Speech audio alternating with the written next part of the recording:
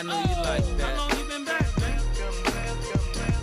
I see the girls in the club, they getting wild for me. And all the Good morning. It's the Saturday show, 97.5 the KSL Sports Zone. I'm Christian Esparza, joined by Alex Napoles every Saturday, 10 to 12 a.m.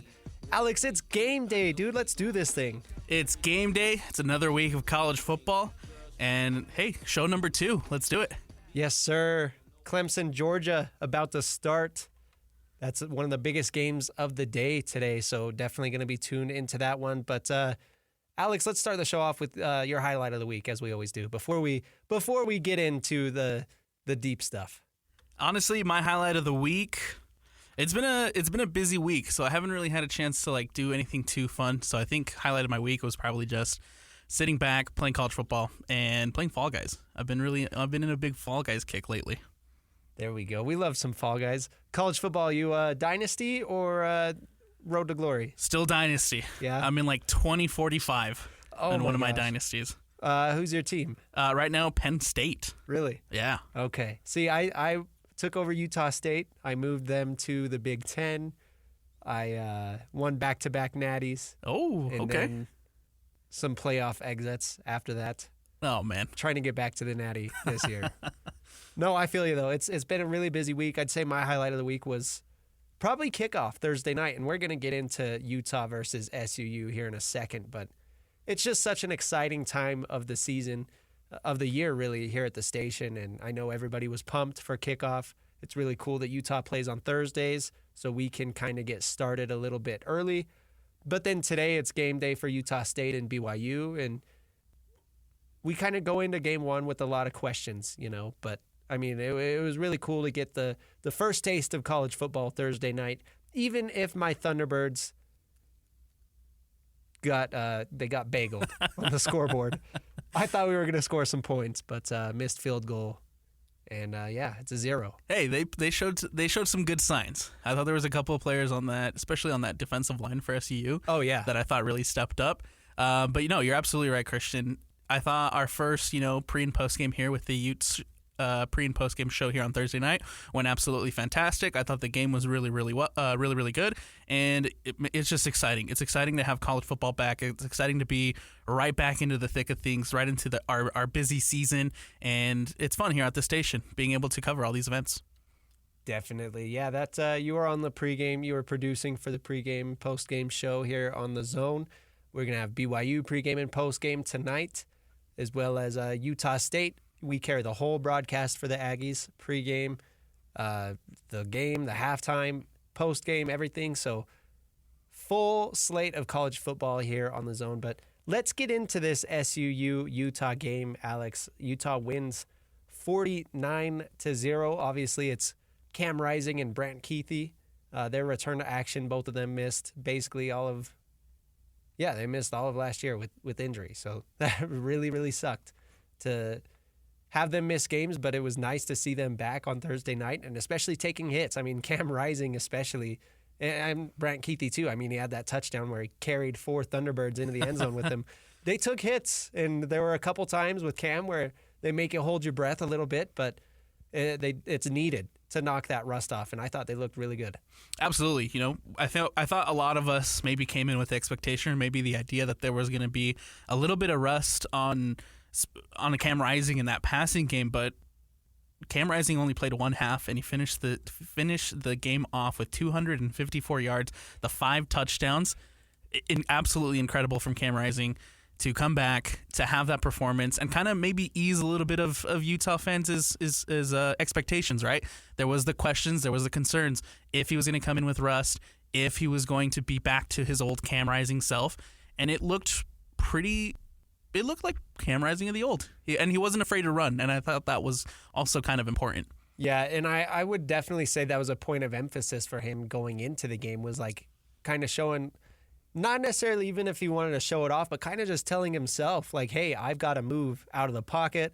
I've got to take a couple carries down the field just to get my mind right. And so, moving forward in the next couple games, I can do this. Absolutely. I think it was more, for me anyway, I don't think it was anything the concern for me wasn't necessarily the performance. If Cam Rising was going to be back to his old self, it was more of the mental. Yeah. It was more of a mental thing for both of them, right?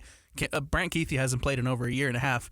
Cam Rising has gone over a year, so it was kind of the mentality of what they were going to do when they came into this one, and I thought Cam Rising and Brant Keithy both looked really well.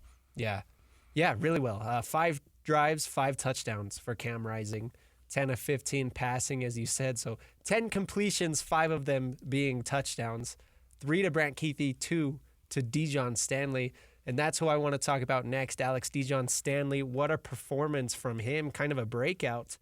We had heard the coaches kind of mention him a little bit, but let's see, 6 carries for 34 yards. He led the team with carries. But then receiving, Alex, he had 3 catches, 150 yards, and 2 touchdowns. Of course, 2 of those catches were on the wheel route out of the backfield. Same play 2 times, and both long touchdowns of 60-plus yards. I thought running the exact same play like that for Dijon Stanley was absolutely insane. Yeah. And good on Utah for capitalizing on both of them, right? That first touchdown, I think, really opened the game for Utah. And then from there, I think we kind of saw Dijon Stanley had a couple of good runs, had obviously the next really good wheel route that went in for that second touchdown. I was very impressed with what I saw from Stanley. Yeah. He definitely established himself as a name to look out for the Utes this season. And it's really exciting to have just an absolute weapon like that. And, you know, they lined him up in the backfield and ran the wheel route, but he definitely seems like the type of gadget player. Earlier in the game before he even had his first touch, they lined him up as a wide receiver and put him in a jet sweep motion. So he's a player that's going to be all over the field for the Utes, and he's going to be making big-time plays. So I'm really interested to see how they use that sort of weapon, because going into the Big 12, like having something like that is really exciting.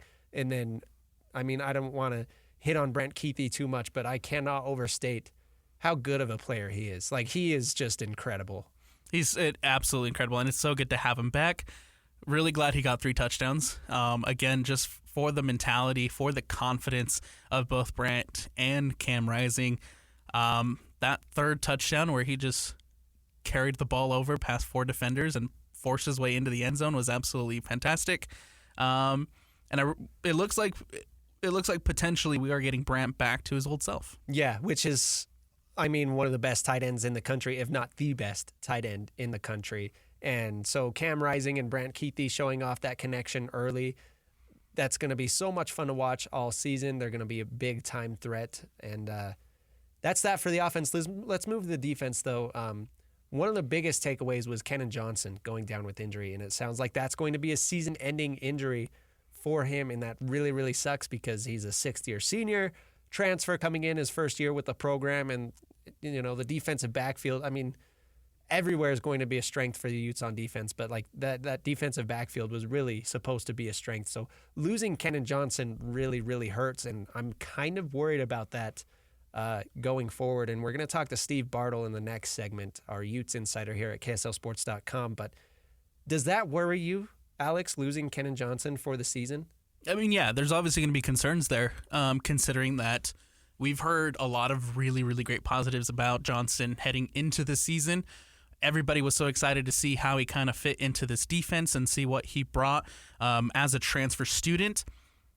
And I think it also kind of affects the depth of that cornerback room, right? It was already a room where I feel like Utah has a lot of young guys that are maybe a little bit unproven, right? You think about Elijah Scooby Davis, you think about CJ Blocker, but now one of these 2 guys is going to have to step up. Obviously, all eyes are going to be turning to Smith Snowden to kind of step up, and I thought Smith Snowden played well against SUU, but now there's questions about the cornerback depth in that room. Yeah, and depth, it sucks when you're already turning to your depth in week going into week 2 now. And Smith Snowden is a name to look out for, but he's more of a nickel player, so I don't know how much time he's going to see on the boundary there. Scooby Davis came in and he had an interception, but is he the caliber of player, to have an impact in the Big 12? So we'll see on that going forward. But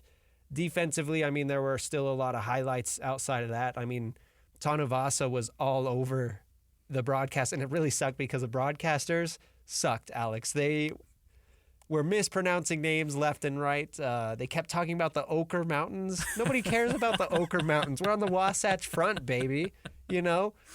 But regardless, I mean, Tanuvasa had a great night, and it was really cool to see him having an impact because everybody knows how good of a player Junior Tafuna is, but Tanuvasa being there and being all over, that was really fun for me to see. And again, he's another guy that was coming into this season with high expectations with Tanuvasa. Him and Tafuna, I think, are going to be an absolutely deadly combo in the Big 12.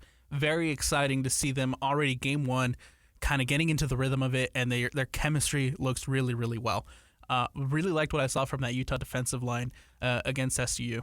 Yeah, and you talk about duos, it's kind of, you know, what you've got all over with this Utah defense. I mean, you've got Connor O'Toole and Van Fillinger on the defensive end spots. Who I thought also looked really great. Oh, yeah, they looked great. O'Toole, let's see, 3 tackles, tackle for loss. Excuse me. Sorry, something in my chest. Van Fillinger, 2 sacks, though, 2 tackles for loss, and they were all over. And then Lander Barton, he was there making plays, and they're just all over. This defense is swarming, and it didn't take long for them to be really everywhere. Like, no matter, I mean, SUU, they started off moving the ball really well their first 2 drives, but then after that, it seemed like they couldn't do anything because obviously it's 11 on 11, but it seemed like it was 22 versus 11 because there are just Utes all over, and they swarm. They swarm to the ball. And you can't forget about Logan Fano. That's a guy we also have yet to mention. Not the most eye-popping stats with the 0.5 tackle for a loss and the 0.5 sack, but he's also a guy coming back from injury, was looking to have kind of a breakout season last year before he went down, really hoping he can kind of replicate that, and good to get his first game under his belt and have the opportunity to be back on the field because I'm very excited to see what Logan Fano can do this season as well. Exactly. And then so basically Utah pulled their starters at halftime, right, because they were up so big. They were really comfortable with what they saw, didn't want to risk any more injury. And then the second half, well, really the end of the first half and the second half, we got to see Isaac Wilson in his first college action. And Alex, I'm really curious to see your thoughts, see what you think about Isaac Wilson and how he played, because I have some thoughts that we'll get into, but I want to hear what you have to say first. I think it's fine. I think he did fine for his first start, right? He's an 18-year-old true freshman coming in and playing at Rice Eccles for the first time ever as a Utah member, right? I was big on, kind of letting him go out there and allow him to fail. Allow him to throw that interception. Allow him to take that sack on his first play, right? Allow him to kind of fail and get comfortable in that offense. Does that make sense? Yeah. That definitely makes sense. And 7 of 11, 74 yards, 1 touchdown, 2 interceptions, his final stat line. The touchdown throw was a beauty to Caleb Lohner. Yes. Really utilizing his skills as a basketball player, really tall, really long arms. He basically put it on the back of the defender, allowed Caleb Lohner to go up and over the back of the defender and grab that ball. That was really something to see. And I agree. I think Isaac Wilson played fine. He's a true freshman. He's 18 years old. It's important to keep that in mind. But I did come away with a bit of a worry about this. And let me tell you why, Alex. I genuinely don't feel comfortable if Isaac Wilson is the second best quarterback on the Utah roster, And no fault to him at all because he is a true freshman and he is young and he's going to make mistakes. But if you're telling me that is the second best quarterback on the Utah roster, it tells me that they're in the same spot that they were in last year, that if Cam Rising goes down, then they have no hope to win the conference. It's a valid point. That's a valid point and a really, really great statement because when that decision was made to make Isaac Wilson number 2, to make him to announce him as the backup, it did kind of bring up some questions about where Brandon Rose was and where Heward was. We almost expected, I almost thought Heward was going to take that number 2 spot because he has experience playing at this level. He is a transfer, and so I thought Heward kind of was going to take that opportunity to be number 2. So it's just brings up the question of where Brandon Rose is and where Sam Heward is. Yeah, Brandon Rose has been in this program for a couple of years now. He's a redshirt sophomore, so really this is his third year in the program. Sam Heward, former 5-star recruit, played at Washington, didn't really do much, and then I believe he went to Cal Poly, didn't really do much there. So yeah, for Sam Heward to come in with his pedigree, his experience, and then Brandon Rose with his experience in the program, and both of them lose the job to Isaac Wilson, it just makes me ask the question, okay, is Isaac Wilson really the second best quarterback on this roster, or is it more of a, hey, none of these guys move the needle if Cam Rising goes down, so let's make Isaac Wilson the QB2, so that way if Cam does go down, then we can just get Isaac Wilson reps because he's our guy of the future, regardless. And I can see it going that way. Absolutely. I can see it absolutely going that way. But it's also interesting because we heard a lot of positives about Brandon Rose prior to him going down last season, prior to that injury. There was a lot of positives coming out about Brandon Rose kind of taking that coaching staff by surprise, and now we don't necessarily hear that. Now we haven't really heard about Brandon Rose or his development or kind of what he's been doing. So it is a little bit concerning to maybe if Utah have to go in a situation where Cam Rising goes down, it's going to be interesting to see who really steps up. Is it really going to be Isaac Wilson? Are they going to want to preserve that red shirt if he hits those 4 games? Something to keep an eye on throughout the season as it goes. How much time does Isaac Wilson really get? Yeah. And that's something, I think this is a really good conversation to have, and it's something I want to talk to Steve about next segment. Again, we're going to be talking to Steve Bartle coming up here in about 10 minutes. He's our Utah Insider at KSLSports.com, so we'll get his thoughts on that. But who else stood out to you on this, Utes roster, Game 1, Alex? I know, it's a question really of how much can you take away versus this SUU team who, no offense to my T-Birds, I love them to death, but they're an FCS team, and they're an average FCS team, I think. And so it's really hard to know what we're looking at in Game 1. And I thought Kyle Whittingham kind of put it nicely in the post-game presser where he mentioned he doesn't necessarily want to call it a tune-up game, but that's kind of what it was. Yeah. It was a tune-up game to allow these players to tune up and get ready for Week 2. One of the guys that stood out for me was probably Mike Mitchell. I liked a couple of things that I saw from him out of the backfield, and mostly because I was looking at the running back room, because we've had those conversations about our concerns for this Utah running back room. So I was definitely keeping an eye on Mike Mitchell, Dijon Stanley, and those are the two that probably stood out to me, and then maybe Caleb Lohner.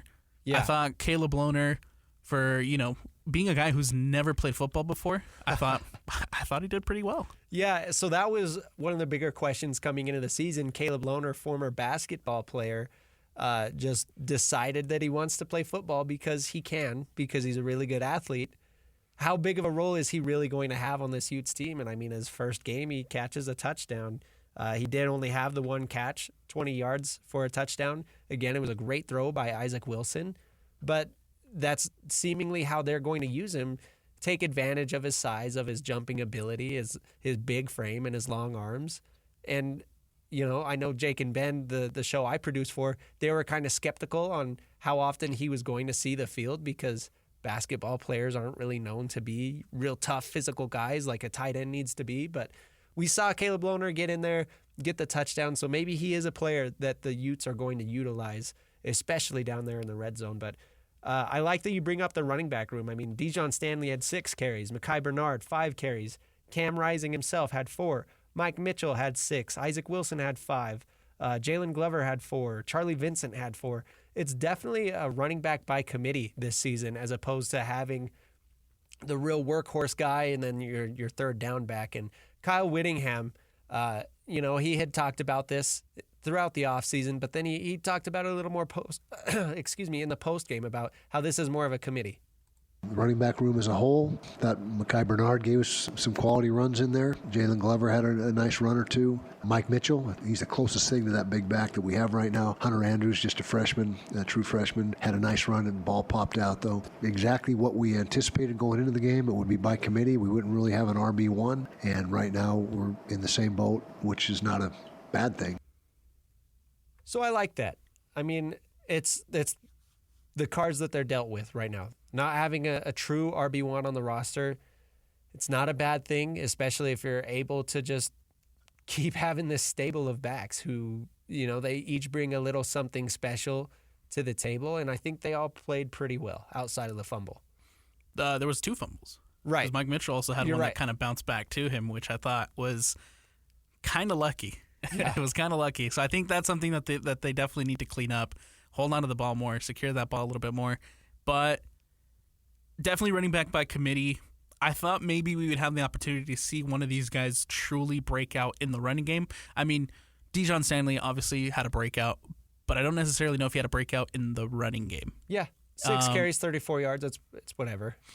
So it's going to be interesting to see kind of going forward if this running back by committee continues, or if someone like a Mike Mitchell, like a Dijon Stanley, maybe even a Hunter Andrews kind of steps up and really takes that number 1 running back position for the Utah Utes.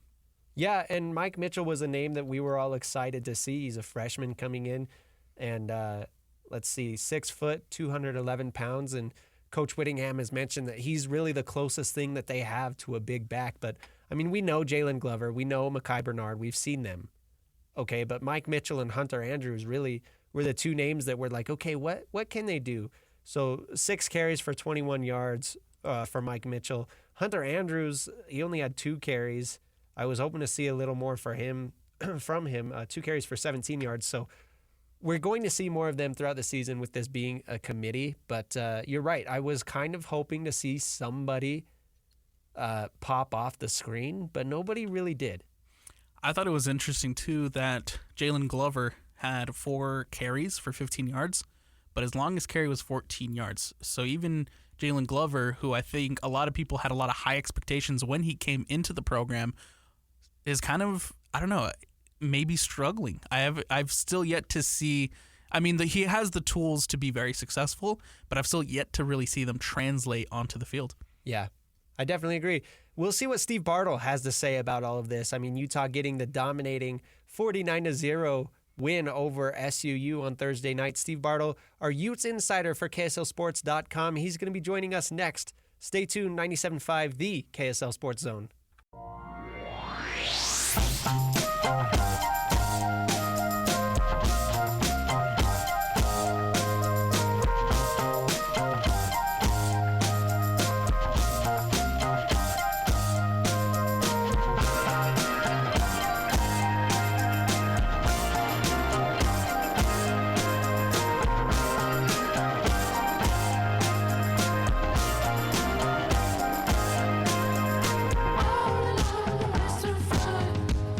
It's the Saturday Show, 97.5, the KSL Sports Zone.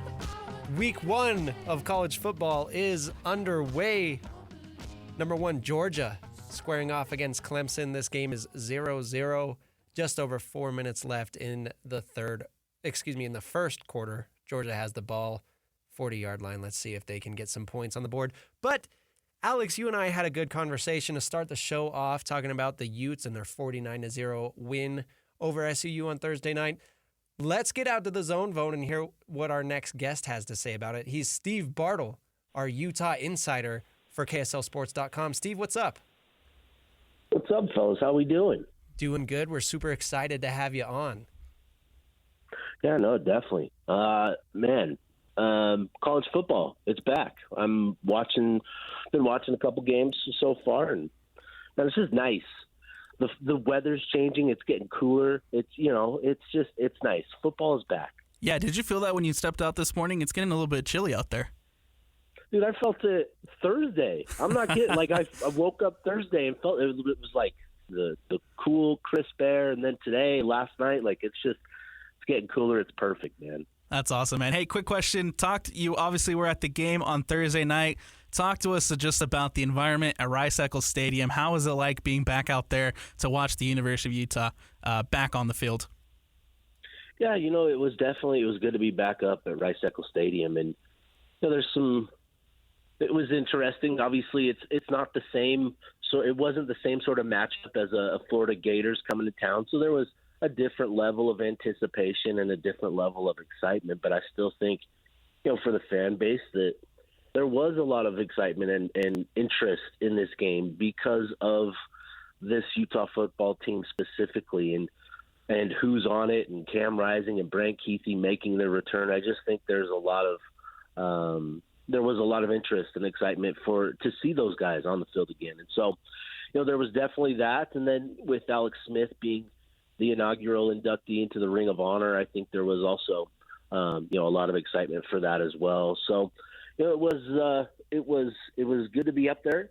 The crowd was filling in, before kickoff, which was, it's always good to see that, get there on time. It's always good to see that.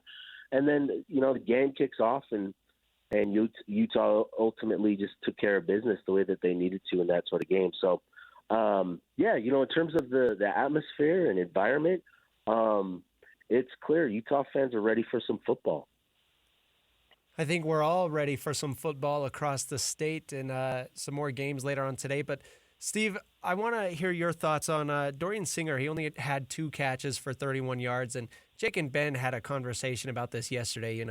They like to joke about how Utah's wide receivers, all they do is block and yada, yada, yada. I mean, the way I look at it, Cam Rising only had 10 completions, and 2 of those were for long touchdowns where they didn't need to drive down the field anyways. So I guess, are we going to see more of a role from Dorian Singer and the Utah wide receivers as a whole, as opposed to mainly Brant Keithy being the target going forward? Yeah, I do think so. With Dorian Singer, he's been tremendous all off season. There's been a buzz about him.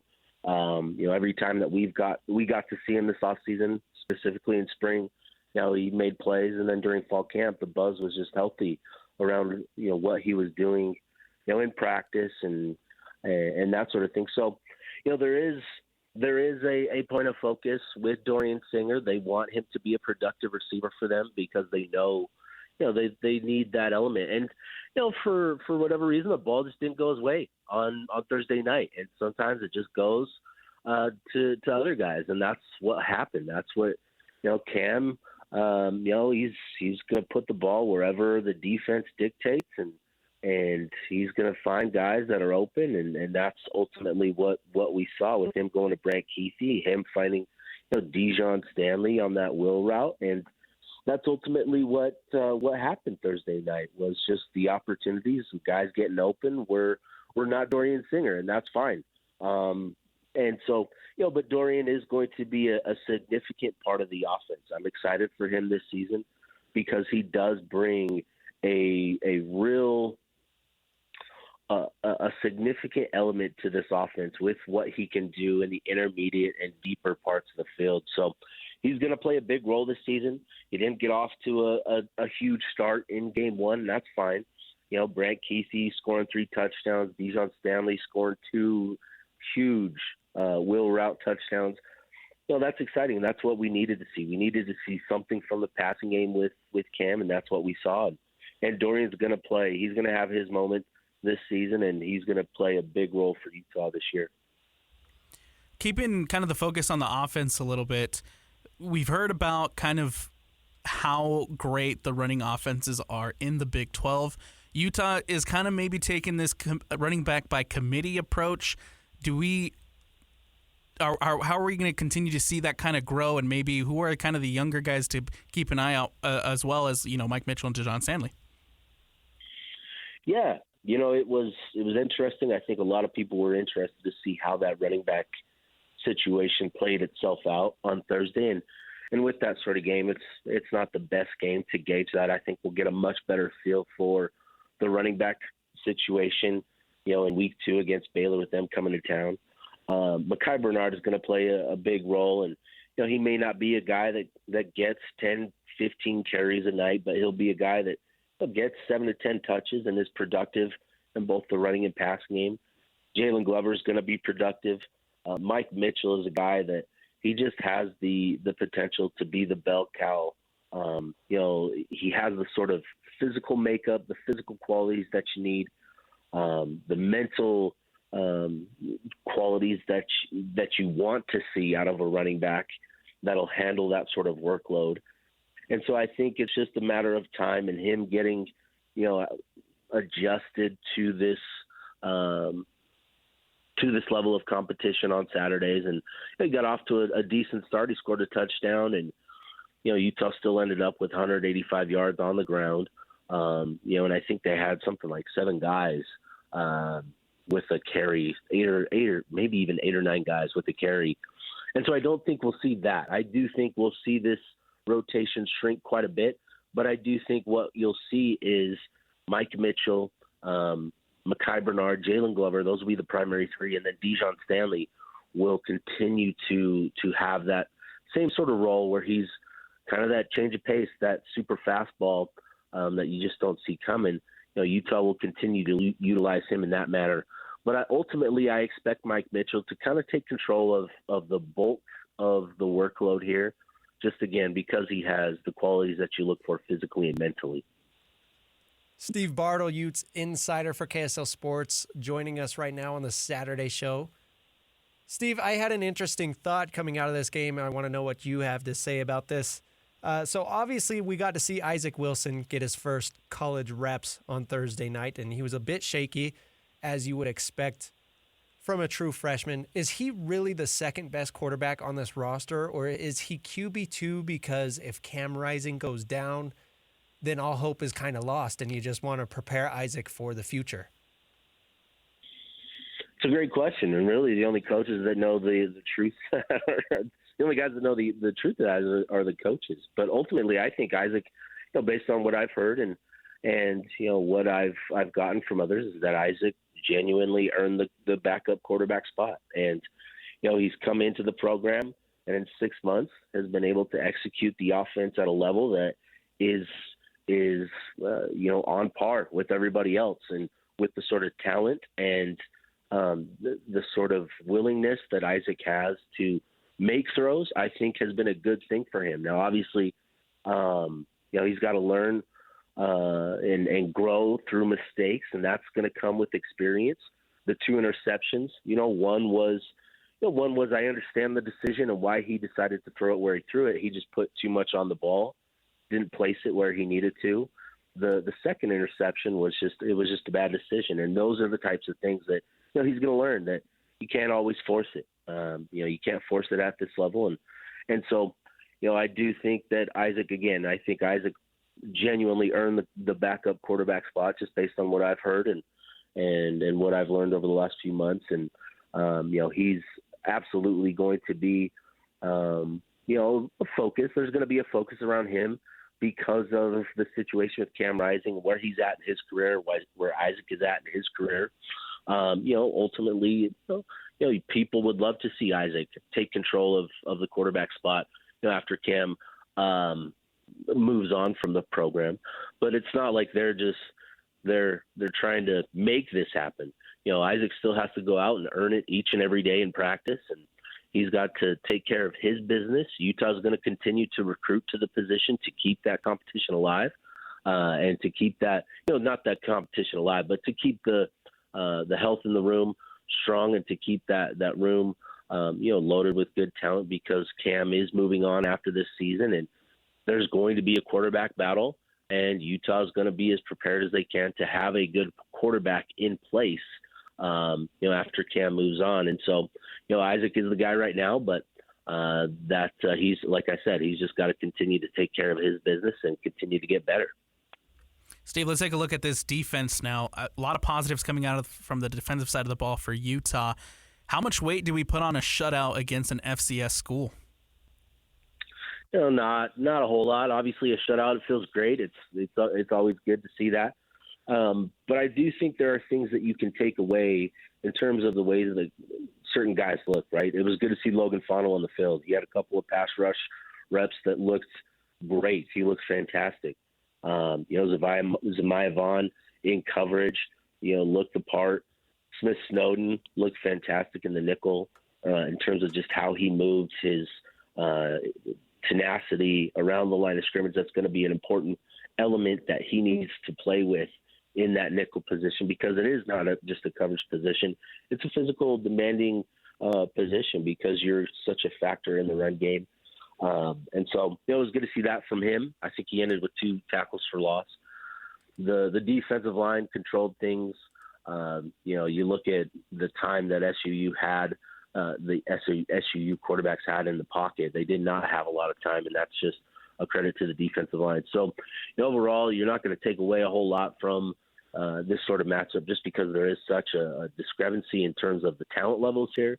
But in terms of just looking at guys and how they looked, how they performed, you can come away feeling pretty positive about certain individuals and how the unit performed overall, but it doesn't necessarily mean anything once we get to some of these other games with Baylor and Utah State and Oklahoma State, Arizona, and all that.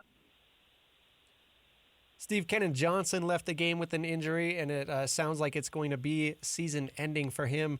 How does Morgan Scally fill in that cornerback number 2 spot, and is that going to be a worry for this Utah defense for the rest of the year? Yeah, Kenan Johnson was a guy that coming into the season, there was a lot of optimism around. He had a great offseason as well, and it's unfortunate to see an injury like that in a game like that. It's tough. But what we saw in that game was, Elijah Davis, Scooby, you'll see him referred to as Scooby, fill in, and he played pretty well. Ended up with an interception. So he's going to be a guy, but the guy that I think everybody is interested in hearing and learning more about is Cameron Calhoun, who was a transfer they brought in from Michigan, redshirt freshman who came in, and he kind of established himself as the third cornerback in the room behind Zamaya and behind Kenan Johnson. He's a guy that good size at 6 foot, I think 180 pounds, good athlete, moves really well. He's going to be the guy. He had an injury this offseason, required surgery. He's been working his way back into things. He got back to practice about 10 days ago. So he's been getting back into the flow and getting back into the mix. I think he's going to be taking that next step in terms of his return and the process in his return next week. We'll see where he's at. There's a belief that he's going to be ready to go for Baylor. And if he is, he'll work his way back into the mix. But for now, it's going to be Scooby Davis. It's going to be, some of the other guys. CJ Blocker is going to have to step up as well. But Cameron Calhoun will absolutely figure into this. And then, Kyle Whittingham also noted that Dale Johnson could potentially move to the outside as well, which, you look at his frame, you look at his athletic qualities. It'd be pretty intriguing to see him, outside at cornerback. He's currently working at free safety. He was the nickel last year, so he's familiar with it, and he's gotten reps at that position as well.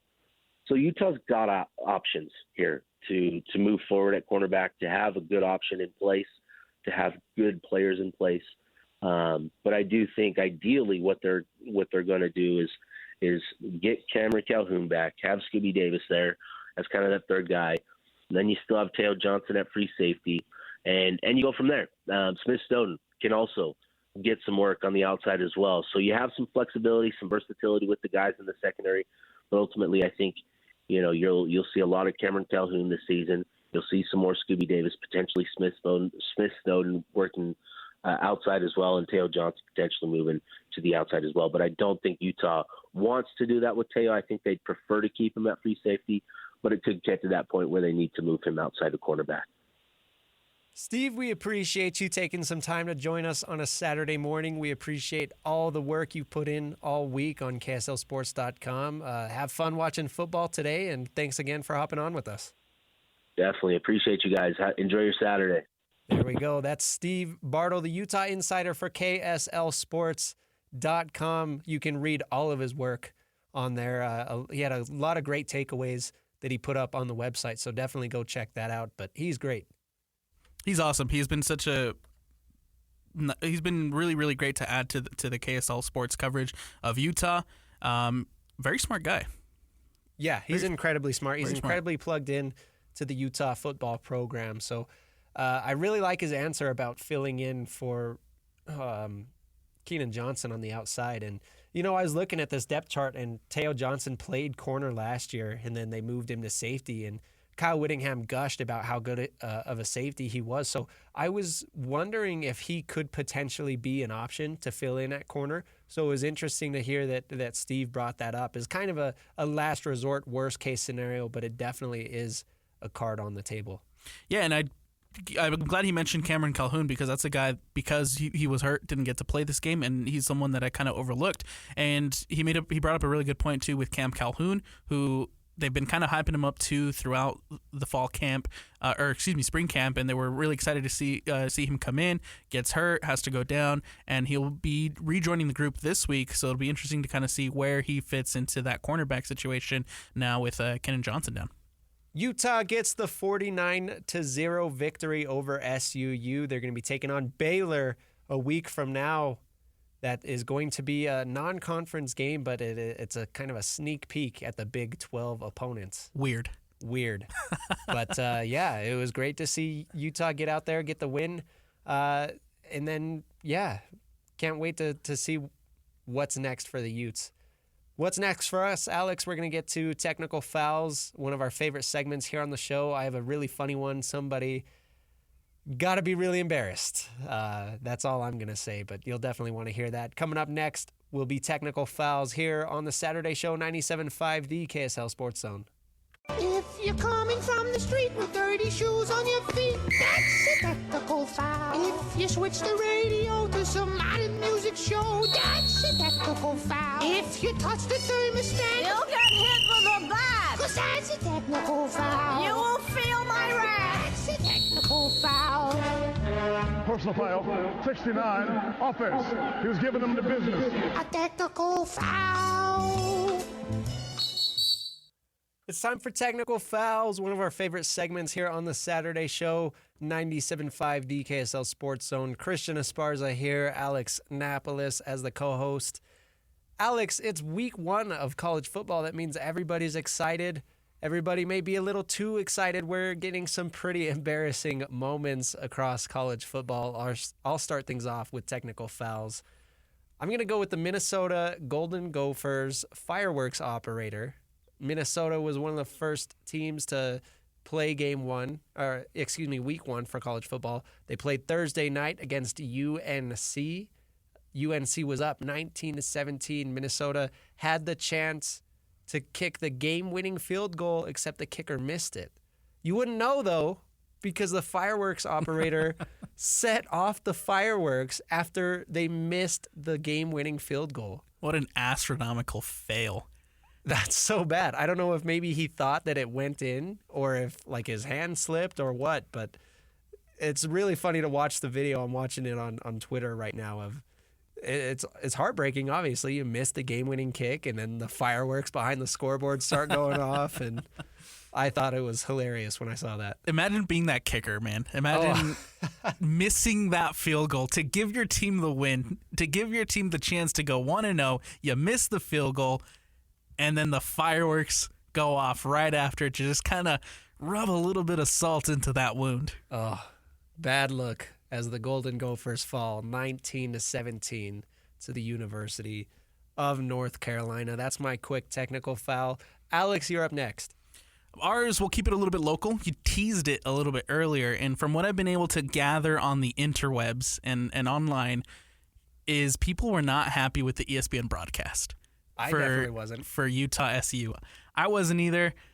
And there was a situation where they cut to Brandon Rose warming up on the sideline, and then the offense for Utah trotted out. That touchdown for Caleb Lohner came through, and here was the call on that touchdown. Now a third-year sophomore into the game for Utah.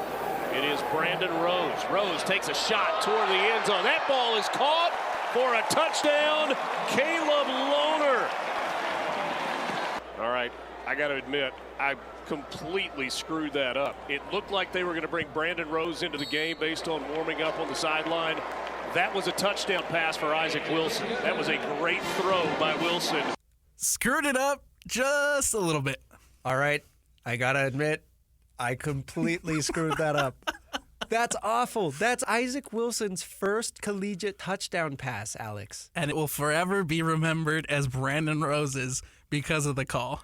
That's hilarious. Yeah, it was a rough broadcast all night from mispronunciations on a lot of names for both teams, which is really frustrating because obviously Utah and Southern Utah, they're going to have a lot of Polynesian names on the roster, but you don't really have an excuse because, as somebody who does play-by-play, you get pronunciation guides. You do. And for D1 college football games, you get these pronunciation guides days in advance. So you have no excuse to not know how to pronounce these guys' names. Isaac Wilson and Brandon Rose, they wear different numbers. It's not hard to. I mean, you should have a spotter if you're doing this game. I don't know who told him that it was not number 11 throwing the ball. I mean, I get that you see Brandon Rose warming up, but you see number 11 taking the snap and dropping back. That's not Brandon Rose. That was a fail. That's Isaac Wilson, especially with Isaac Wilson being such a big name because he's a local guy here, but even nationally, everybody knows Isaac because he was a really highly rated recruit, and his brother is famous. Everybody knows Isaac Wilson. And I think because I was in here, I didn't necessarily pay attention to when Utah trotted out. So I was like telling these guys in the studio, I was like, oh, it's interesting that Brandon Rose comes in and his first throw is a touchdown. Yeah. But then they panned to Isaac Wilson's family, his mom, his dad, and Zach Wilson. And I was like, wait, why are they showing the Wilsons if it was Brandon Rose? And then he was like, oh, hey, you know what? I completely screwed that up. All and right. I was like, I completely screwed that up. At least the camera guy got it right. He did. At least the camera He did. guy didn't show Brandon Rose's family. That's true. That would have been a little bit more awkward. It's already awkward. That would have been the cherry on top. Oh, that is rough. It was a really, really rough first broadcast for ESPN Plus. I don't know the guy's name, but yeah, it was fun. Well, even Ben Anderson was talking about, like, he was sitting there doing laundry and kind of had the game on as background noise. And like you said, like, you hear Brandon Rose comes in, throws a touchdown, and it's like, oh, we've got a battle for QB2. Brandon Rose's first pass is a touchdown. Isaac Wilson had been struggling all game. But no, that was Isaac. It was Isaac. All right, that's it for technical fouls. Coming up next, Alex, we're going to talk to Jake Hatch. BYU kicks off tonight against Southern Illinois. Jake Hatch is going to be on the pregame show at 5 o'clock here on The Zone. Really excited to hear what Jake has to say about BYU, so stay tuned. Jake Hatch coming up next here on the Saturday Show, 97.5, the KSL Sports Zone.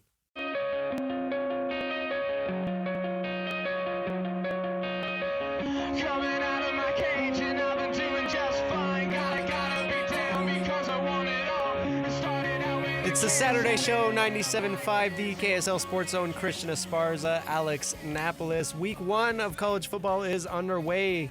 Georgia is up 3-0 over Clemson. Another another game that locals might want to watch. Penn State against West Virginia. Penn State is up 13-0 there. Iowa is up 3-0 over Illinois State. So yeah, week 1 is underway. BYU playing tonight against Southern Illinois University. And our next guest is going to be doing the pregame show here on The Zone starting at 5 p.m. You may recognize his voice. He's done the show a time or two. It's Jake Hatch. Jake, thanks for taking some time from your Saturday morning. Absolutely, guys. Thanks for having me back on the show. How are you, boys? Good. We miss having you here in the studio with us, though. I'm not gonna lie. Like, don't get me wrong. I'll be back soon enough. Trust me. Don't get me wrong. I love working with Christian, but like, come on, it's Jake Hatch. Don't worry, I haven't gone far. Let's just put it that way, gentlemen. Hey, man, real quick, I'm curious. Sometimes as fans, sometimes as people who work within sports. When it comes to like Real Salt Lake, I have a game day ritual. I have things that I need to do to make sure that Real Salt Lake get a win. Do you have any rituals on game day for BYU? Oh, man, I've been doing like the media thing for a long time now. But the biggest thing I guess I would say on that front is that I like to just get out and get a feel for the game day crowd, if that makes sense. Now, when I do these pregame shows with Alex Curie and Hans Olsen for quite a while now, so it requires me, I usually get down to Provo maybe a few hours ahead of time, walk over, check out the tailgate scene for BYU, catch up with some friends who may be hanging around the stadium, etc. I just want to go down there and get a feel for the vibe because I feel like you can get a feel for how things might be going on game day just by milling around and getting a feel from the fans. So if that counts, I guess that's probably it. The biggest storyline for BYU throughout the offseason obviously has been that we don't know who the starting quarterback is going to be. Aaron Roderick said multiple times that they didn't want to take the decision all the way up to game 1. Yet here we are, Jake. Who do you think it's going to be? My money's still on Jake Retzlaff, boys. I think he's going to get the start tonight against Southern Illinois. Aaron Roderick did say earlier this week that they had made a decision, said the separation they were hoping for in camp finally occurred, but they were not going to announce the starter because they frankly didn't have to, and that's their right. Obviously, they have the right to reserve that information. They wanted to require Southern Illinois to prepare for both quarterbacks, and I do think that is a legitimate thing. They will play Gary Bohannon, I feel like, in tonight's game, whether that's a specialty package, whether that's him getting a series or two here or there. I don't know that in terms of how they'll handle it. I expect to see both quarterbacks, but I do expect it to be Jake Retzlaff as QB1. Do you think, and I know maybe this is kind of an awkward question and probably won't get a true answer until we see both these guys take snaps tonight, but is BYU's ceiling higher with either one or with Jake Retzlaff and Gary Bohannon? I think BYU's banking on Jake Retzlaff being that guy, Alex. They absolutely need a quarterback to elevate their play. Remember, last year, Jake Retzlaff, he's 0-4 as a starter. And I get the consternation and the angst around Cougar Nation with regards to him being the BYU quarterback, because when you're 0-4 as a starter, that doesn't leave a good taste in anybody's mouth. This is a team that also, once Keaton Slovis got injured and some of the other injuries hit, guys like Ben Bywater, et cetera, this team went in the tank last year, an 0-5 record down the stretch. They were 5-2 at one point, and it felt like it was inevitable they'd pick up a sixth win and go bowling, but it didn't happen. They lost 5 in a row. So they're expecting, the quarterbacks to elevate their play this year, and if, as I'm expecting, it's Jake Retzlaff, they believe that he has still got more in the tank to prove. He's going to be able to come out there and hopefully help BYU get to that elusive sixth win at minimum this year and get to a bowl game. It was kind of interesting because if I remember correctly, there was conversations with Aaron Roderick and some of those wide receivers in that BYU room saying that they did some summer workouts with Retzlaff and they were working all summer to basically get that connection down. And so how much does that help kind of elevate Retzlaff and allow him to maybe be that QB1 for BYU? I think it does help because you obviously want to have guys around you that want to play for you, and obviously as a quarterback, you need to have your wide receivers make plays. The nice part is BYU's wide receiving core is very, very deep. They've got their top 7 pass catchers back from last year, and one of those 7 is Keanu Hill, who's now their projected starting tight end going into this game. So there are a lot of weapons for him and or Gary, whoever ends up playing quarterback for BYU, to get the ball to them. The biggest thing for them is, as quarterbacks, is to deliver the ball accurately and on time and let those guys make the plays for them. Jake Hatch joining us, co-host of the BYU pregame and postgame show here on The Zone. Jake, another storyline that we've been following throughout camp is the health of LJ Martin. Of course, he burst onto the scene as a freshman last year. BYU's expecting the rushing attack to go through him. Is he going to play tonight? Yes, I'm expecting him to go, but I don't expect him to play a ton. This is a game that, in reality, that you shouldn't need a guy of his caliber to really go out there and run 30 times. I would expect that he does play, probably gets the start tonight, but I'll be frank, if he goes over 10 carries in this game, I'll be flabbergasted because I don't think you need to risk him in a game like this. You've got a fairly short week next week. You go to SMU on a Friday night. That's a bigger opponent, a bigger game, obviously, and you want to have him as close to 100% for that game if you can do it. So I think you get some action from him tonight, get a feel for the game, obviously, because there's people that will tell you that you need to have some live action to get you in the quote-unquote game shape. But I do not expect him to be a full-go guy tonight in terms of like maybe running 20, 25 times. I think that will come next week against SMU. So with the quarterback uncertainty at BYU, do you think that they're going to try and force a ground game, or do you think that they're going to try to air it out and utilize some of these weapons? I mean, they've got 3 really great wide receivers and a deep tight end room to boot. Yeah, the biggest thing is I think that they want to run the football because that was one of their chief weaknesses a year ago. That offensive line was a mess for most of the season. The running back situation was like just every week, like, okay, who's available to play this week? You talk about LJ Martin bursting on the scene. Well, it was simply due to the fact that like 2 or 3 guys in front of him on the depth chart were unavailable, and he got his opportunity. So, yes, they need to run the football, and they have been very clear in their messaging to the media, et cetera, that they are going to be back to hopefully being the power run team that they were a couple seasons ago with guys like Tyler Algier in that backfield. Now, saying it and doing it are 2 very different things, but they are very intent on establishing that run game and having a critical component of this team. But I also agree with you that they'll try and move it down the field. Aaron Roderick's whole MO as an offensive coordinator is he likes to run the ball down your throat, and then when you cheat up trying to stop that run, he'll pop one deep on you and run a go route with a play action over the top.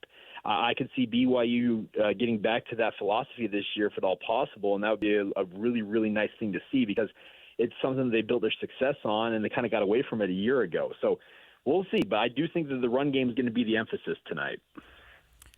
I want to kind of switch over and maybe start looking at that on the defensive side of the ball for BYU.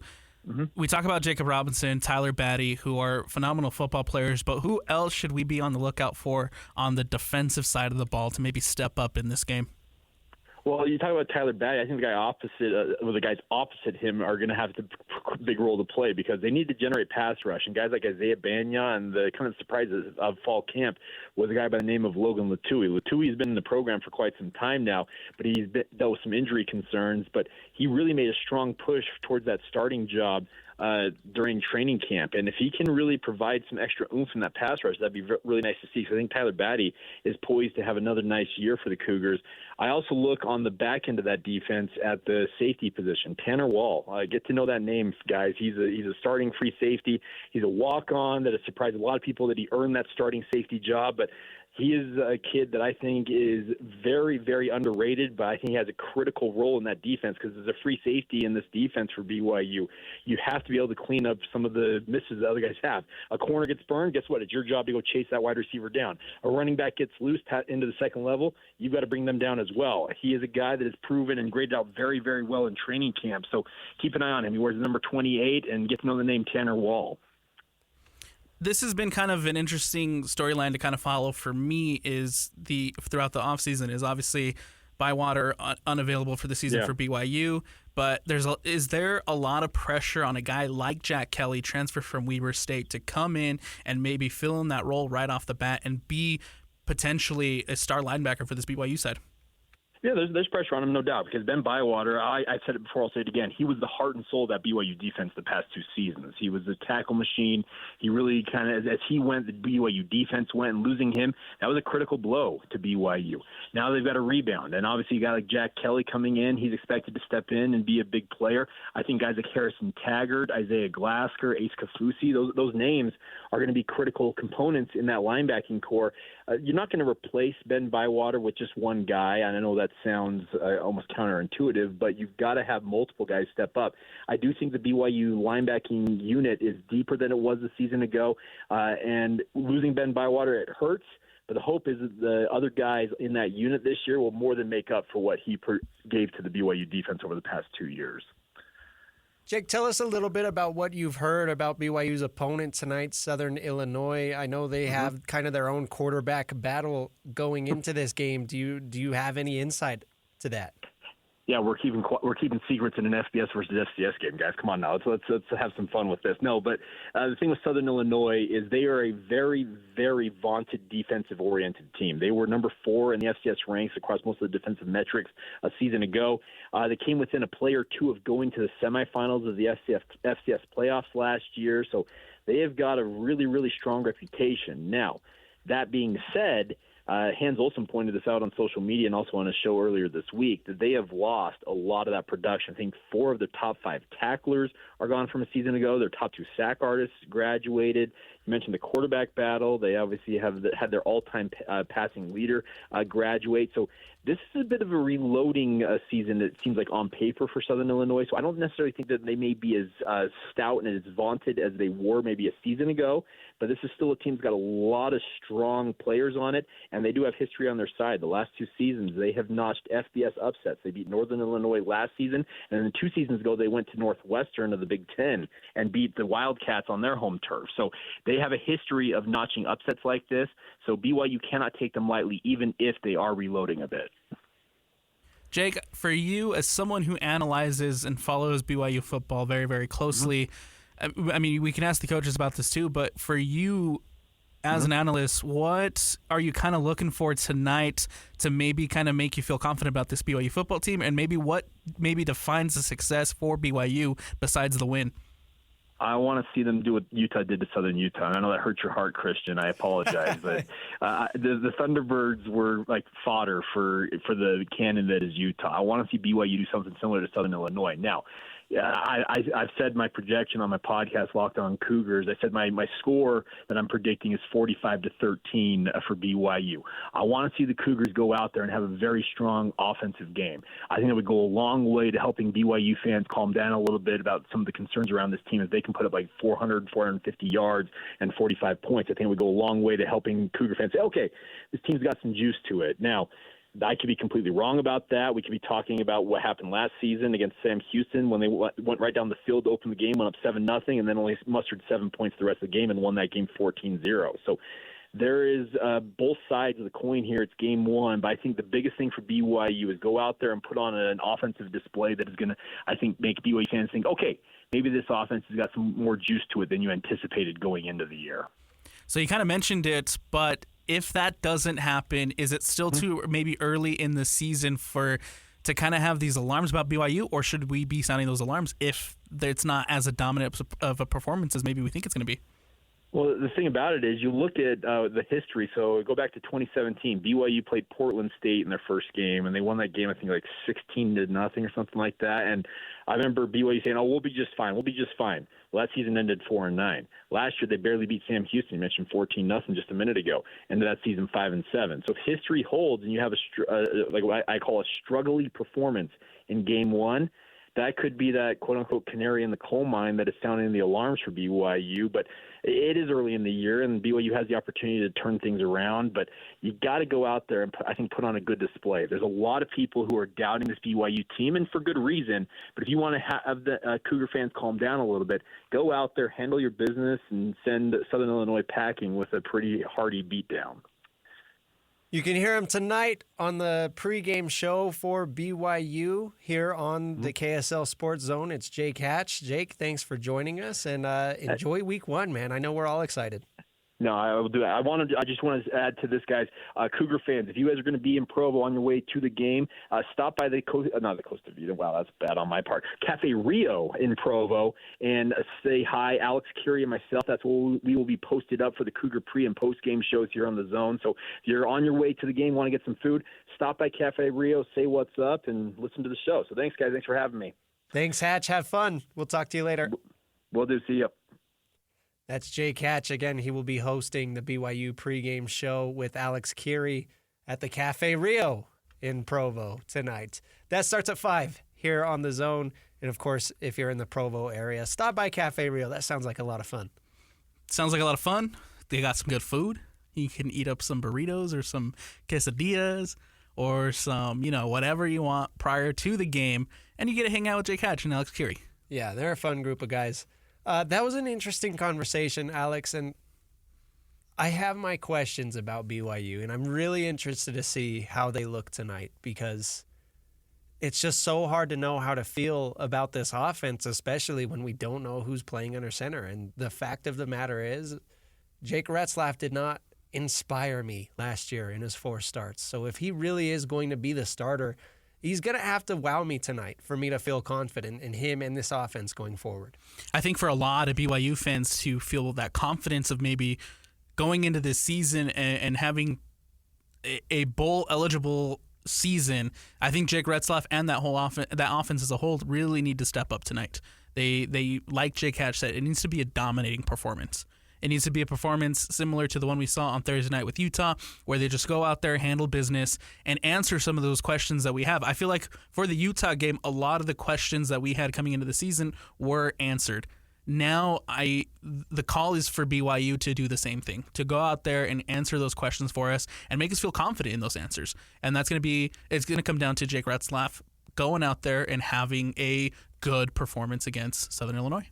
Yeah, and I'm really curious to see if BYU comes out with the chip on their shoulder after the way their season ended last year. I mean, starting off 5-2 and then losing out down the stretch, that's got to make it, if you're a BYU player, that's got to fire you up coming into this game one. So I can't wait to see what BYU does tonight. I'm really excited, and we'll see if it's stuff that we can take away and feel confident in or stuff that's going to leave us with more questions.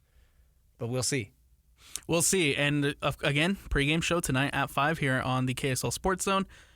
We got to use the tune-up games. Use the tune-up games to go out there, answer those questions, and inspire confidence in the fan base for sure. If BYU struggles against Southern Illinois tonight, I think a lot of alarms will be going off. So that pregame show will be on 97.5. On 1280, we're going to have another pregame show. That's going to be Utah State as they get ready to take on Robert Morris. We'll talk more about Utah State coming up next in our 5 Minutes Of segment here on the Saturday show, 97.5, the KSL Sports Zone.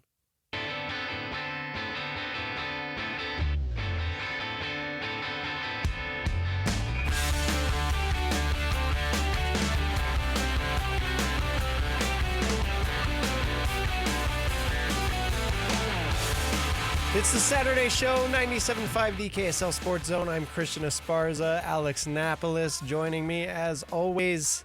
It's time for 5 Minutes Of, Alex. And traditionally this segment, 15 minutes long, give or take. We take about 5 minutes on a few different topics, talk a little bit about everything. We talked about Utah. We talked about BYU. Steve Bartle and Jake Hatch joined us to talk about them respectively. Go listen to those if you missed them. I thought they were both really, really good conversations. They gave some great insight onto the Utes and Cougars respectively. So, again, go find those interviews wherever you get your podcasts. Yeah, great conversations. Steve, I thought, shared a lot of really good insights about Utah. Jake Hatch coming in with some heat about BYU. I thought, talking about that offense and that quarterback situation, as well as guys to look for on the defensive side of the ball. Very good conversations. Go listen to them. Yeah, we mentioned that BYU pregame show tonight is at 5 p.m. on 97.5.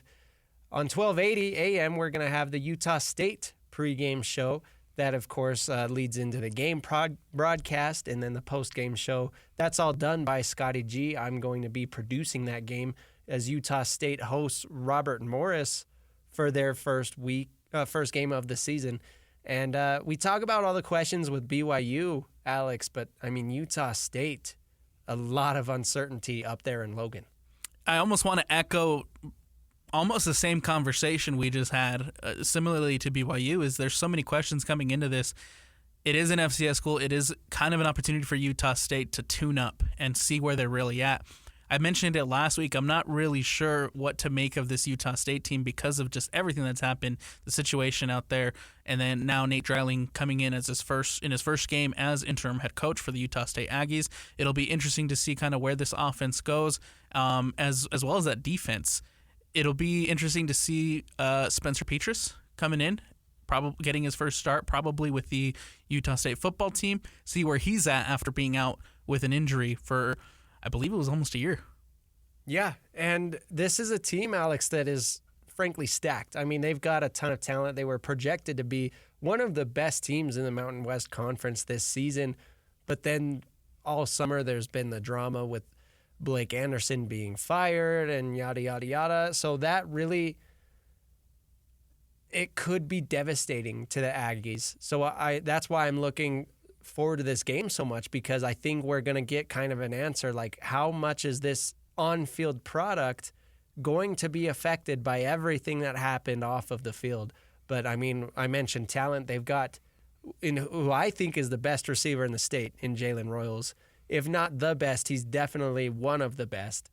And then again, one of the best safeties in the state in Ike Larson. So two absolute studs on both sides of the ball. And they've got the talent to make some noise in the Mountain West this year, but I just don't know how much they're going to be affected by everything. I think a lot of the questions that we have will be answered tonight, and like we said with BYU, if it's not the performance that maybe we're hoping or anticipating to seeing from this Utah State Aggie side, we'll either get a lot of questions answered or we'll have a lot more questions next week. Yeah, and that's what's hard is if a team does good, if Utah beats SUU 49-0, you say, yeah, they're an FCS school. That's what's supposed to happen. But then if a team struggles against an FCS school, it's like, oh my gosh, sound the alarms. That's not good. So Utah State, yeah, we're going to see how Dreiling runs this team. We're going to see what they want to do this season. And what's hard is they play Robert Morris today. Next week they play USC. So that's a big difference. And I know everybody makes their jokes about USC, but the reality is they're a well-respected national brand, and that's going to be a big game. So it's kind of a tale of two extremes for the Aggies before they start playing some of these other Mountain West teams. I think Utah State, and I may have mentioned this last week, maybe not, but I think Utah State does have the best non-conference schedule out of the three teams this season, right? Utah gets SUU, Baylor, Utah State. BYU gets SMU, Southern Illinois, and Wyoming. But then Utah State has to go on the road to USC. They obviously get the FCS opponent tonight, but you get Utah in 2 weeks. Yeah. That is a tough opening schedule for Utah State. Yeah, so worst case scenario for the Aggies is that they struggle tonight. Even if it's just struggling a little bit, you don't want to struggle tonight because next week is going to be a hard game, and then 2 weeks from today against Utah, that's going to be another rough game. So very realistic that the Aggies could start the season 1-2. I mean, I'm going to be frank, like that's the most likely outcome. So that's when we'll kind of see how Nate Dreiling is as the head coach. Can he keep this team together after some brutal opponents to start the year? But that's also why it's so important for them to get out to a hot start tonight and get some confidence under their belts and say, okay, we can do this. Let's move forward as a team. Build the confidence, build that mentality. I think overall for Utah State, I mean, when we look at Utah, we look at BYU, we talk a lot about the performance, but I think really when it comes to Utah State, it's just going out there and getting the win. Builds up that confidence with the W, first game of the season, and then take that confidence into USC. Again, the pregame show will start at 5 o'clock here on 1280 a.m. Scotty G will be on the pregame show and doing the broadcast and the postgame show. I'll be producing the entire thing. Looking forward to that. Let's move on to the next topic here in 5 minutes of. Alex, what other college football games do you have your eyes on this weekend? I mean, Clemson, Georgia are going right now. It's 6-0 at half. Clemson, Georgia is a big one. I'm also going to have an eye on Miami, Florida coming up at 1:30. That one with number 19 ranked Miami taking on the Florida Gators, ACC versus the SEC. Very interesting matchup there on week 1. I'm also looking, obviously, at the big one for College Game Day, which is Texas A&M and Notre Dame taking on each other. Number 7 taking on number 20 tonight at 5:30.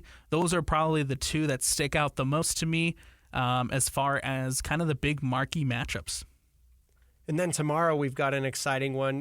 Number 23 USC, they're going to be at number 13 LSU. So I think that's going to be kind of a measuring stick game for where do we put USC this season. I mean, they're ranked in the top 25 to start the year, but it's like, does anybody actually think that they are a top 25 team in the country after they lose Caleb Williams and whatnot? We don't really know what to expect from them. But again, LSU, obviously one of the better teams in the country. So we will see tomorrow night, what to expect out of USC. I think that has the potential to be either a stud or a dud as far as a watching game. Absolutely. And a lot of questions too with USC coming in. What does the post Caleb Williams era look like for that SC team? And what better opponent to kind of have the chance to go out and do that against? LSU is a really, really good football program. Yeah. They, of course, have some quarterback questions of their own. Jaden Daniels was the second quarterback drafted this year into Washington. So he won the Heisman last year at LSU. But, again, over the last few years, they have been one of the best teams in the country. Some other scores right now. Penn State is up over West Virginia 13-3. That's really it. Tennessee 24-0 over Chattanooga. But no, I agree. I think that Notre Dame and Texas A&M game is going to be really fun because Notre Dame is ranked number 7 to start the year, and that's way higher than I honestly thought. So I guess we'll see what at Notre Dame is making them have so much respect from these AP voters. Is Notre Dame on fraud watch? I guess. But Texas A&M is always one of those teams that's like, they're never elite, but they're always good enough to get you, you know? Yeah, absolutely. And I think for Texas A&M, it's also going to be a testament to see where they're really at.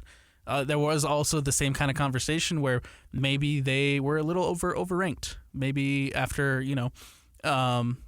some turnover on the roster this offseason. So we'll see which of these two teams kind of comes out on top and which team we're looking at to maybe aren't the team that we thought they were going to be this year, you know? Yeah, definitely. Did you watch the Colorado and North Dakota State?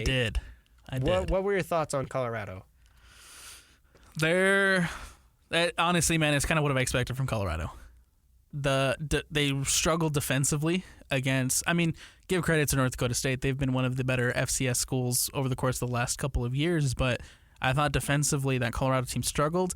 That interception where it came off, I believe it was the calf of a Colorado player of a North Dakota State player, and then it was intercepted in the end zone. That's probably one of the best plays coming out of this week one. Interesting to see kind of where Colorado's really at. I think Nebraska is a huge test for the Buffs next week. Yeah. And I'm kind of leaning toward Nebraska right now with what I saw. Colorado got the win 31-26. Of course, North Dakota State had the opportunity to throw the Hail Mary that would have won them the game, and the ball was short. 5 yards off. Yeah. 5 yards off from pulling off a incredible upset. He caught it, but yeah, it was short. Travis Hunter, though, wide receiver / corner for Colorado. I mean, he's not doing anything new. We saw this last year. He's playing both sides of the ball, but he is phenomenal. He is the best wide receiver in the country. He is one of the best corners in the country, and it's absolutely amazing that he can continue to do this game in and game out, and it is week one, so he hasn't gone through a long season. Like last year we saw towards the end of the year, he started getting tired because he's playing 100 snaps a game. But it blows me away that he's such a special player, and he made some really great plays on Thursday night. I mean, that touchdown catch that he had, it blew me away. He's on Heisman watch. Yes. He's getting eyes on for potentially being one of those names to win the Heisman this season. Travis Hunter is such an amazing talent, and it's awesome to see that he can play both ways. But at what point, like last season, do we start seeing that fatigue settle in for Travis Hunter? Do you think that he's going to play both sides in the NFL? Probably not. You don't think so? I don't think so. I think when he declares and when he decides to head over to the draft and start looking at potentially moving on to the next level in the NFL, I have a feeling he's going to pick wide receiver. Wide receivers definitely make a lot more. Yeah. I mean, we're seeing the stars in the NFL getting paid. I mean, Brandon Ayuk just got 30-something million a year. Justin Jefferson's getting 35. CeeDee Lamb is getting 34. Amon-Ra St. Brown is making 32. So, yeah, the highest paid corners are around 20. Wide receivers definitely make more. Here's my theory, Alex. I think that Travis Hunter is going to try to play both sides of the ball in the NFL. I think, it's just that's who he is. He loves doing it, and he's good at doing it. I think he's definitely going to try it, and I'm not going to lie to you. I think money is definitely a big part of it. I think he's going to say, yeah, wide receivers get paid this, corners get paid this. How about you pay me $50 million a year, and I'll be, wide receiver and corner for you. And I think, he might as well try. I can't fault him for wanting to make a ton of money if he can be a star at two of the most important positions in the NFL. If you have the talent, why not? Yeah, so I'm really excited to see how Travis Hunter does this year, playing both sides of the ball, and then if that can translate to the next level in the NFL. Absolutely. Speaking of NFL, that was probably going to be our next 5 minutes of here on 5 minutes of. Oh, dude. I have 3 fantasy football drafts tomorrow. Really? I have 3, and 2 of them might be going on side by side, so I'm going to need some dual screen action set up. Hey, I know you're a big fantasy football junkie. How many leagues are you in this year? Last year, how many was it? I think I was in 11 last year. And now how many are you in this year? This year, I think I'm in 5 or 6, but that's not set. That number is definitely going to go up. I only pay for a few. I don't pay for every league that I'm in, but fantasy football, how tuned in are you into fantasy football? Right now I'm in 2 leagues. Okay. Right now I'm in 2 leagues. I'll probably join 1 or 2 more, but I can't get to 11. That's just too much to follow and keep track of. Yeah, it is a lot, especially with how busy we are here. Some big news coming out of the NFL earlier this week. Again, I mentioned CeeDee Lamb ending his holdout. He got paid. Brandon Ayuk with the San Francisco 49ers. There was a lot of speculation on him getting traded. At the end of the day, he's going to stay there in the Bay. They're giving him a new contract. And wide receiver Hollywood Brown for the Chiefs. He's going to miss game 1 against the Ravens next Thursday night, according to Andy Reid. So the NFL is ramping up. A lot of big news coming out, a lot of holdouts ending, a lot of guys getting paid. Unfortunate for Hollywood Brown to be missing this opener, especially for a guy who, coming over from Arizona, I think kind of needs to come into that offense, make a statement to maybe solidify himself as one of the potential targets for Patrick Mahomes this year, right? But it is awesome and amazing to hear you say week 1, Christian. Yeah. And hear that we're going to have NFL going on Thursday night. And what a matchup, too. The Baltimore Ravens, the Chiefs, a replay of that AFC Championship game. Absolutely amazing to see the NFL back. Yeah, last year the season opener was the Detroit Lions against the Kansas City Chiefs. Detroit ended up shocking the world kind of and walking away with the upset win in week 1. And then now this year we got 2 AFC powerhouses in the Ravens and Chiefs. That's going to be a really fun game. I want to go back to Brandon Ayuk because this was kind of a big storyline across the NFL the whole offseason because he was holding out for a contract, and then there was a ton of speculation and rumors that he was going to be traded to specifically the Pittsburgh Steelers. But at the end of the day, he's back in San Francisco. They actually even drafted a wide receiver at the end of the first round. I guess they were maybe preparing for him to leave, but now they have Deebo Samuel, Brandon Ayuk, and Ricky Pearsall, the rookie out of Florida. But Brandon Ayuk back in San Francisco, how big is that for the 49ers? I think it's very big. I think, you look at teams and you talk about their Super Bowl windows, and I think just kind of securing Brandon Ayuk, who arguably has been one of the best receivers in the league over the course of the last, few years, signing him down, bringing him back, and having him in the mix, I think just extends that Super Bowl window for a Super Bowl window for the 49ers just a little bit. Amazing to have a young guy like that on your roster in the camp and, continue to work alongside Deebo and continue to work alongside Kittle in them. 4 years, $120 million for Brandon Ayuk. Real quick, last thing on this I want to mention. Apparently, the holdup in the trade to Pittsburgh was that they wanted a receiver in return. They tried to facilitate a 3-team trade with the Denver Broncos. Oh. Actually, they reached out to Denver. They offered a 3rd-round pick for Courtland Sutton, and Denver declined. So that would have sent Courtland Sutton to San Francisco and Brandon Ayuk to Pittsburgh. I'm not sure what Pittsburgh would have had to give up in that deal, but I think it's interesting because we all know Sean Payton is not the biggest Russell Wilson fan. So the big picture looking at this, Sean Payton basically declined on sending a star receiver to go help out Russell Wilson in Pittsburgh. Sabotaging Russ a little bit there? I just had to bring up my Broncos. Hopefully Lloyd's listening. That's awesome, man. All right, we're going to wrap this Saturday show up. On the other side of this, stay tuned. It's 97.5, the KSL Sports Zone.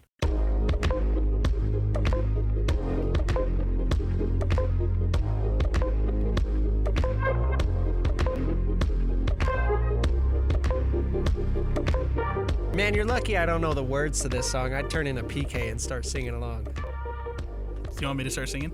No, we're good. Wrapping up the Saturday show here on 97.5, the KSL Sports Zone. Christian Esparza, Alex Napoles.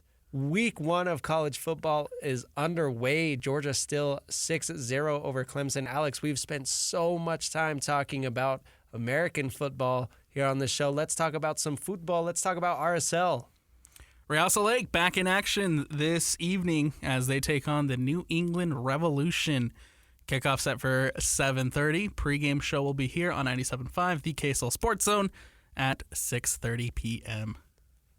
That's actually really funny. We got a tweet in just barely from Clinto Pete saying he was busy, so he missed the show. Oh, man. Clinto, if you hear this, I want you to know I actually did mention to Alex earlier that I wondered where you were. We were missing your tweet-ins and checking in. If you're not listening, Clinto, I don't know if anybody is. I did miss you. So hopefully you can catch this. Catch it wherever you get your podcasts. We're going to be uploading that. But RSL back in action after that tough loss last week to San Jose 2-0, one of the worst teams in MLS. And Zach McMath had a real stinker. Justin Glad. What went wrong, Alex? Well, I think first of all, you take a look at RSL and you take into account, obviously, having 3 weeks off. Hadn't played a game since August 5th.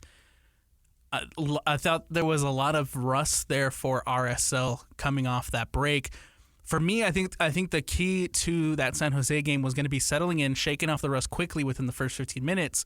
But you concede a goal off of a mistake from your defense and your keeper within those first 15 minutes, and I feel like that just kind of set the tone for the match.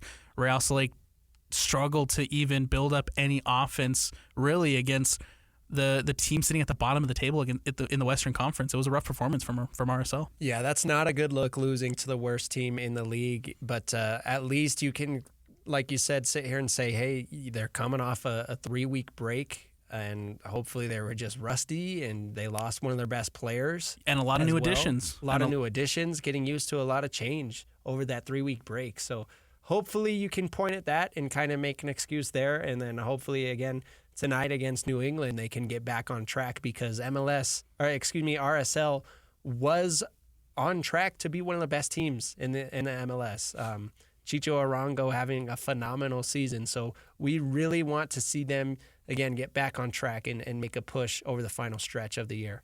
Absolutely. And, it is unfortunate because now Real Salt Lake are a little bit closer to 9th place than they were maybe to 1st place last week. So despite sitting in 3rd place, right, their playoff is still absolutely 100% within the picture for RSL. They control their own destiny. It is just going to be a little bit harder to maybe finish at the top of the Western Conference, and they need to stop this skid. They need to stop this kind of stringing off those poor performances and those bad results, because teams below them are catching up, and they're catching up quick. Again, RSL taking on New England tonight at 7:30 p.m. We're going to have our pregame show at 6:30 here on The Zone. One quick note on this game: if you have any social media, go find Real Salt Lake. Shout out to their social media team. They put out a very funny graphic of Real Salt Lake players crossing the Delaware River as they go into New England. They've got Chicho standing front and center as our George Washington. I thought that's a very funny graphic. Good job by RSL's social media team. 10 out of 10. A la LeBron James style? Yes. Chicho Arango is our LeBron James / George Washington. Alex, that'll wrap it up for today here on the Saturday show. Again, if you missed the conversations with Steve Bartle, Jake Hatch, go find them. They were very insightful, very fun, very entertaining. And then packed day here on The Zone. We've got BYU pregame show starting at 5, Utah State pregame show also starting at 5 on our 2 different signals. So stay tuned all week, all Saturday long. We're going to have just wall-to-wall coverage on college football, and you won't want to miss it. Again, this is the Saturday show, 97.5, the KSL Sports Zone.